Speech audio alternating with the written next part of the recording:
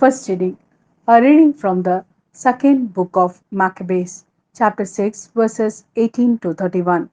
Eleazar, one of the foremost teachers of the law, a man already advanced in years and of most noble appearance, had his mouth forced open to make him eat a piece of pork. But he, resolving to die with honor rather than to live disgraced, walked of his own accord to the torture of the wheel, having spat the stuff out as befits those with the courage to reject what is not lawful to taste rather than live. The people supervising the ritual meal forbidden by the law because of the length of time for which they had known him, took him aside and privately urged him to have meat brought of a kind he could properly use, prepared by himself, and only pretend to eat the portions of sacrificial meat as prescribed by the king. This action would enable him to escape death by availing himself of an act of kindness prompted by their long friendship. But having taken a noble decision worthy of his years and the dignity of his great age and the well earned distinction of his grey hairs, worthy too of his impeccable conduct from boyhood, and above all of the holy legislation established by God Himself, he answered accordingly, telling them to send him at once to Hades. Pretense, he said, does not befit our time of life.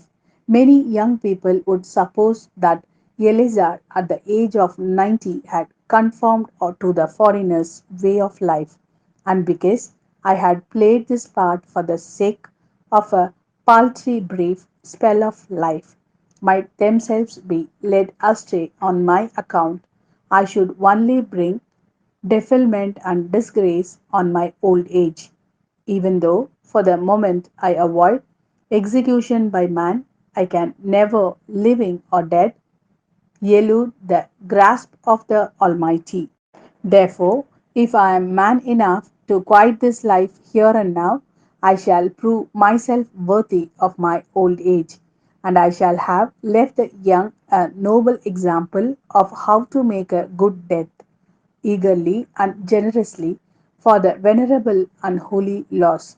So saying, he walked straight to the wheel, while those who were escorting him, recently so well disposed towards him, turned against him.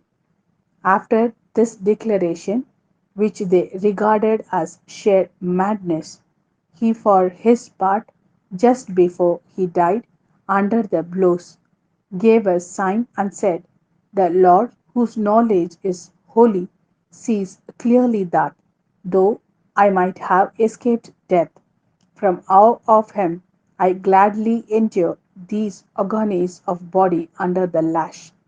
On that in my soul I am glad to suffer." This was how he died, leaving his death as an example of nobility and a record of virtue not only for the young but for the greater part of the nation. This is the word of Lord. Thanks be to God. A reading from the Gospel according to Luke, chapter 19, verses 1 to 10. He entered Jericho and was going through the town. And suddenly a man whose name was Zacchaeus made his appearance. He was one of the senior tax collectors and a wealthy man. He kept trying to see which Jesus was, but he was too short and could not see him for the crowd.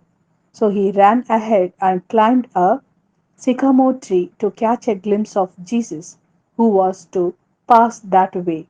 When Jesus reached the spot, he looked up and spoke to him, "Zacchaeus, come down, hurry, because I'm going to stay at your house today." And he hurried down and welcomed him joyfully. They all complained when they saw what was happening. "He has gone to stay at a sinner's house," they said. But Zacchaeus stood his ground and said to the Lord, "Look, sir, I am going to give half my property to the poor, and if I have cheated anybody, I will pay him back four times the amount." And Jesus said to him, "Today salvation has come to this house, because this man too is a son of Abraham. For the Son of Man has come to seek out and save what was lost."